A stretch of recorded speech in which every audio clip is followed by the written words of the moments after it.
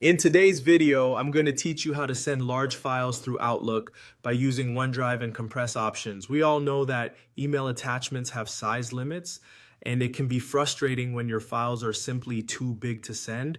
But don't worry, I'm here to guide you through a few simple steps to make this process smooth and efficient. Let's start by heading over to the Microsoft Outlook page.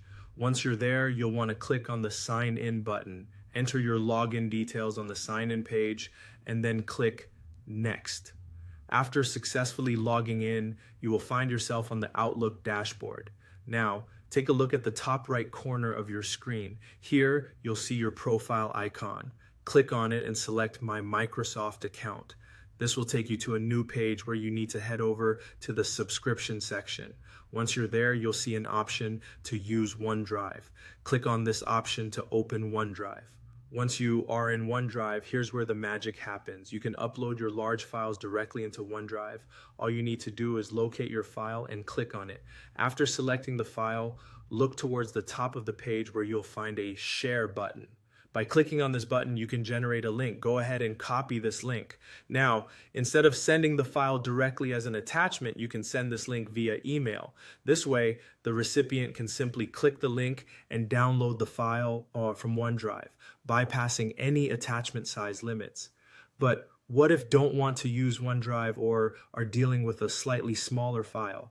Here's another method you can consider. Go to your desktop and locate the folder where your large file is stored. Rather than sending it as is, you can compress the file.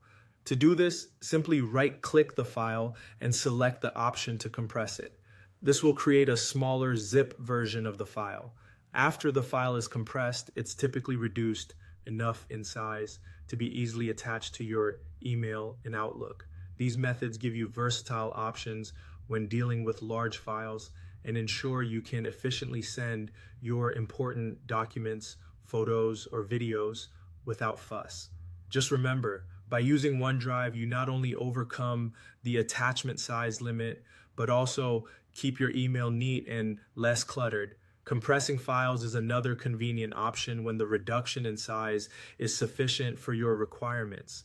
I hope these steps make sending large files through Outlook a breeze. Thank you for watching, and happy emailing.